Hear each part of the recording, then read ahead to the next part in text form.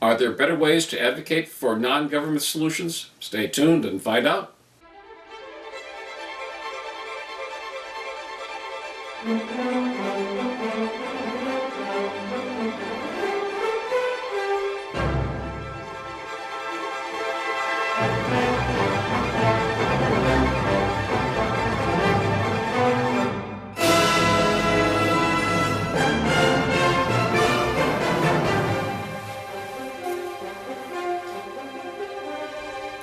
This is Bob Otten, producer of Libertarian Viewpoint. Libertarianism is all about liberty, the exercise of freedom that does not impinge upon the rights of others. We constantly hear the drum roll of government solutions. This show's purpose is to show you, the viewer, why non-government solutions are a better alternative. Today I have a treat for you, Sharon Harris, the president of the Advocates for Self-Government. She will share a list of do's and don'ts for advocating non-government solutions. Well, that was wonderful. Really enjoyed that. I've been asked to do two things today. So before I do my keynote speech, I would like to share with you a number of communication tips that you can use to help bring in more libertarians to the movement. And so what I'd like to do is I've kind of picked my top 10. And we have a lot more at the Advocates website that we can share with you. But I'd like to just share with you some of the things we've learned over the years that really work to bring in, to create and discover new libertarians. The first one that I would like to mention is the first rule of libertarian communication. And that is to do no harm to the libertarian movement. And what I mean by that is to simply realize that you are a spokesman for an entire movement. When you speak, as you know, about libertarianism, you really are representing everyone here in this room. You're representing all the hundreds of thousands of other libertarians that there are in this country. And what happens a lot of times is somebody meets the first libertarian, and if that libertarian is a jerk or mean or whatever that libertarian might be, even as we're individuals, so we don't like to be thought of as a collective group of people, but we do represent other libertarians. So what happens is that person, the next time they meet a libertarian, I'm not going to listen to you. I already met a libertarian, and I don't like libertarians. And I'll have to confess that I actually did that a number of years ago. I actually turned off my best friend to libertarianism because I was just being so rude with her about it that she said, I never want to talk about libertarianism ever again. I've done that. I don't know if you have, but some of your friends may have done it. And the first rule is just simply not to do that, to realize that you do represent other people. The next thing that we need to think about, and I'm going to give you a chance to kind of move around a bit. We've been sitting a little while, and so I'm going to ask you to play a little game with me, if you would. I'd like to demonstrate something to you. What I'd like for you to do, and what we'll do when we're going to number off 1, 2, 1, 2, 1, 2 around the room. And while we do that, let's stand up so we can kind of stretch our legs a little bit. And if you just start over here and everybody just say 1, 2, 1, 2 all the way around the room. Start over here. 1, 2, 1, 2, 1, 2, 1, 2, 1, 1, 2, 2, 1, 1, 2. 1, 2, 1, 2, 1, 2, 1, 2, 1, 2, 1, 2, 1, 2, 1, 2, 1, 2, 1, 2, 1, 2, 1, 2, 1, 2, 1, 2, 1, 2, 1, 2. What? Everybody? Okay. Now, everyone who is a number 1 is going to be a communicator. And everyone who is a number 2 is going to be a listener. Okay? Just bear with me here for a minute. If you will get together with somebody next to you who's a different number from you, just kind of pair off as 1 and 2. Okay? Now, everyone who is a 1, I want you to think in your head about a song. Don't tell anybody what your song is, but think of a song. And it's not fair to think of a song that no one knows but you, that like you wrote last week or something, okay? Let's give people a chance here. to think of a song that you think most people would probably recognize if they heard the song, okay? Now the listener is just going to be listening to the other person, and the other person is going to try to get you to guess the song that he's thinking about. Now the only way you have to communicate as a number one is to tap out the song. Okay? So when I say go, all the number ones, tap out your song and try to get your number two person to figure out the song. And when you guess the song, raise your hand that you've guessed it, okay? Go.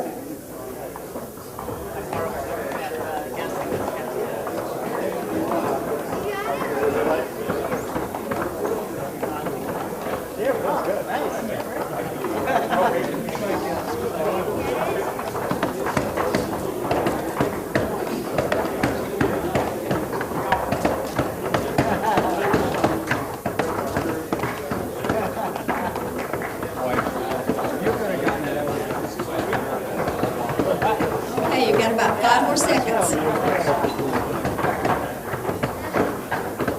You got the song? Okay, time is up. Time is up. Time is up. Okay, you can sit down now. We had some people who guessed it. How many people did get their person to guess what their song was? Okay, look around the room here. How many people in this room we had? How many? Raise your hand. 1 group, 2 groups, 3 groups? 3 groups. Tell me what your song was. I'm just curious.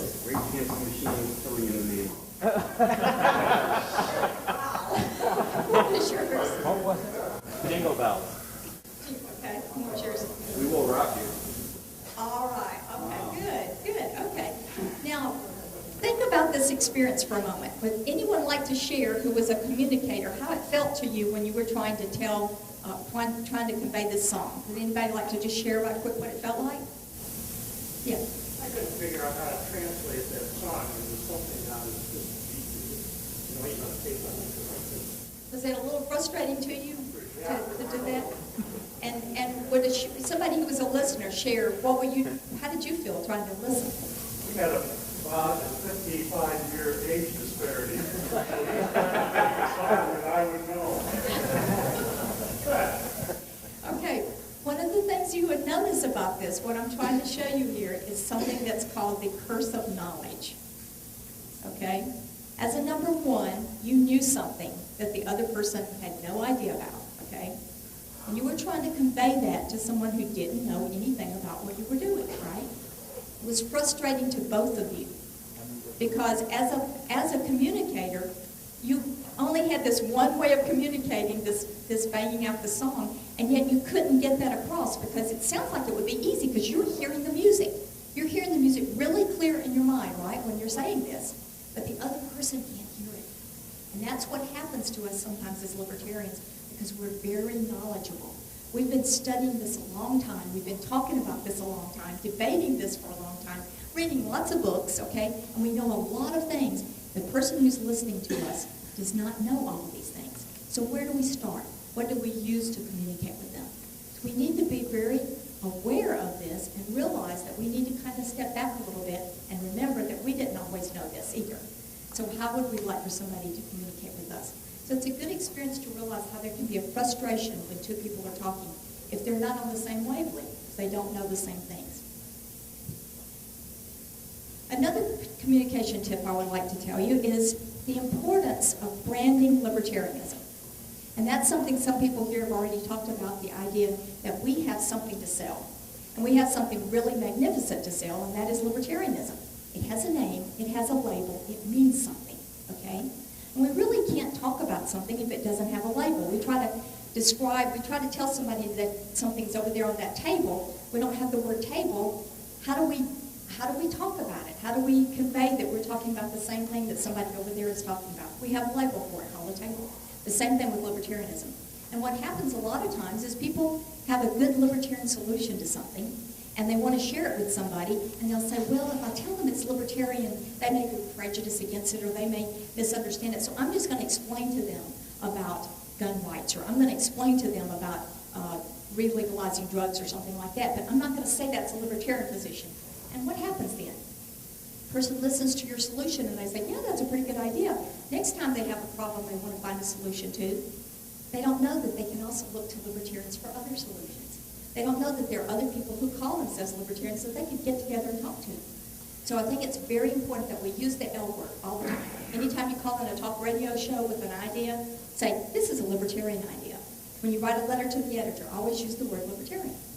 It gives you a brand just like McDonald's. McDonald's doesn't sell hamburgers, they sell McDonald's hamburgers, and they want people to come by and buy McDonald's. And remember, McDonald's is a brand name. The same thing with libertarianism. Another thing I'd like to share with you is the power of questions. We often want to tell people about libertarianism, and we tend to lecture about libertarianism, but there's a real power in allowing the person to come up with their own answer to the question. Let me give you an example. Suppose you're talking with someone who's always talking about helping other people, and they really care about the poor and helping the poor. And so they're a little concerned about whether libertarians feel that or not. And so they're telling me, I don't think libertarians want to help the poor. Well, you can talk to them for a long time and tell them a lot of things about how, in fact, libertarians do help the poor. But here's a really good idea. Ask them this question. Say, I can see that you really do care about helping the poor. Let me ask you something. What if you won the lottery tomorrow and you had $1 million, and after you paid the first half to the government, then you have this $500,000, and you want to give it to the poor to help them. And you have two choices. You can give it to the government welfare department, and they will distribute it to the poor. Or you can give it to a private charity who has a history of giving 95% of their funds to help the poor. Which one would you do? And then just be quiet, because I guarantee you that every single time they will have the same answer. No one would give the money to the government. So they get the insight themselves, the aha idea of the government not doing this thing that they care so much about. So try to do that sometimes, of just being quiet, asking a question, let them come to the answer for themselves. Another good thing to do is to take yes for an answer. And sometimes we start talking to somebody about philosophy or about different issues or whatnot, and they'll say, oh yeah, I agree with that. I think we really do have the right to have guns. And I really do think that we have the right to do this or that. And you're right, that's really good. And we move on to the next issue that we know they'll disagree with so we can argue. Okay? Well, maybe you agree on guns, but I know you don't agree on drugs. And I'm going to tell you why you should. At the beginning, try just saying, wow, you're really smart. You're really smart to believe in gun rights. I agree with you. And did you know that other libertarians agree with you too? And have a yes moment. Have a rapport with this person that you do have a basis for agreement. And everyone agrees with libertarians on something. So you have a good basis to start and to establish a rapport with other people. You also sometimes should take no for an answer. Has anyone ever just argued with the same person every single day about libertarianism? Anybody ever done that? Somebody who never agrees with you? Well, if you like to argue, that's fun. If that's your sport, you could do that. But sometimes it's best just not to waste your time. Some people are not ever going to be a libertarian. They hate libertarians or whatever. And so unless you just enjoy argument, just move on to somebody else and spend your valuable time bringing someone else in who actually will become a libertarian and help move the movement forward. Use the word you instead of the word I. When you're talking about something that's a benefit of libertarianism, and there are lots of benefits of liberty, talk about it in terms of the other person. Remember that everyone is listening to a little radio station in the back of their head, WIIFM. What's in it for me? And so tell them what's in it for them. If you want to talk about why people who don't have children in school shouldn't have to pay property taxes, don't say, I shouldn't have to pay for your kid to go to school. Instead say, I don't think you should have to pay for someone else's child to go to school. And that shows them their benefit. That I don't think you should have to pay high taxes. I don't think you should be told what you can eat and drink or put into your body. People can hear that a lot better. Word choice is another thing, and that is to choose the words that you speak. Some words communicate better than other words. Some words we use turn people off. A good example is sometimes when we use the word abolish. which is really a fun word to use. You know, I like to abolish the FDA, and yes, I would like to abolish the FDA. But it might be better, and people might be more open to the idea if you said, you know, we want to replace the FDA with something that works much, much better, that actually does bring about drugs that are safe and innovative. So you can sometimes scare people with the word abolish. They think, oh gosh, if we abolish the FDA, we won't have safe food, we won't have safe drugs, because they've been told that this brings about that. The word capitalism is another word. Capitalism is a great word, but to some people, they picture the little monopoly guy, you know, or they picture the big corporations abusing people or that kind of thing. And so maybe try a different word. And what's interesting when deciding what word to use is to kind of pay attention to the polls. There are polls that are done on a regular basis of how people respond to words. And the most recent poll where they gave different words and asked people how they responded to them, the word capitalism had a fairly favorable reaction. But what was much more favorable reaction was free enterprise. People really like, and not just Republicans or conservatives and libertarians, but even people on the other side, even Democrats, responded well to the idea of free enterprise. They love the word entrepreneur. They love the word small business. These are things we believe in and we have a good program for, and so use those words. Also, you might want to use, someone used earlier the word crony capitalism, and somebody starts talking about capitalism in a way that we know they misunderstand what we mean about capitalism. Say, no, that's crony capitalism. Or even better, one gentleman came up with the crapitalism, which I thought was a pretty good word. That kind of gets people thinking, but that would be a good word to use too. Public schools, why not use the word government school? Because that's what it is. It's not a public school, it's a government school. And people, when you use that word, it's like, what do you mean government school? Well, obviously, you know, the government owns it, the government runs it, and so forth. So call it what it is. Don't call it a public school, call it a government school. It was a brilliant idea that someone came up with instead of talking about the estate tax, they called it a grandchild tax or a death tax. What a brilliant thing to come up with. When you say estate tax, it sounds like really rich people with estates and everything, and nobody really cares about it, but people care about grandchildren. So someone called it the grandchild tax. These kind of things really help people hear what you're saying. So it's really a good idea to think about the words that you use before you use them. Another thing to do is to use the world's smallest political quiz. And the world's smallest political quiz really helps people see a new map, and you saw the map over there. You can't unring the bell, and once someone sees a whole different map and sees that there's a place for people that's not just the left-right line, they always remember that, and it's very highly effective. And people love to take a quiz, too, so they love to give their opinion. They get to give their opinion and then see where they fit on the political map. So it's a very useful tool to use. The last one I'd like to talk about is one of my favorites, and that is something that I call the Libertarian denominator. Now, I used to say, and I've heard some people use this, many libertarians use this idea, when someone asks them what a libertarian is, as it compared, you know, you sound sort of like a conservative and you sound sort of like a liberal. I don't understand what you are.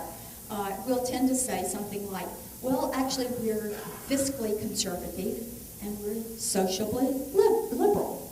Well, that's kind of accurate, but what's really better than that, I think, is to say, well, you know, when conservatives advocate free markets, they are libertarian on those issues. And when liberals advocate civil liberties and free speech, they're libertarian on that issue. We're the ones that are consistent. Libertarianism is the common denominator. And then we show them clearly that it's the other guys that are inconsistent. We're the ones that are consistent. So I think that's a really good way to describe libertarians. And a good side effect is that the person you're talking to agrees with you half of the time. If they are conservative, they realize, oh, I'm libertarian too. And the same with liberals. So try that sometime and just see what kind of reaction you get. We have a lot of other communication tips available, so please take advantage of the material that we put together. We have some on the website and in our newsletter, Libertarian Online. Well, we're out of time. If you find yourself agreeing with the speaker, you might be a libertarian. To find out, take the world's smallest quiz at theadvocates.org. Remember, Libertarian Viewpoint brings you the non-government, liberty-based solutions that other media refuse to tell you about. Liberty works and is always the best choice. If anyone in government can prove otherwise, I challenge them to speak up. To view past shows, search YouTube using Libertarian Viewpoint. Thank you for watching and stay tuned for other shows of Libertarian Viewpoint.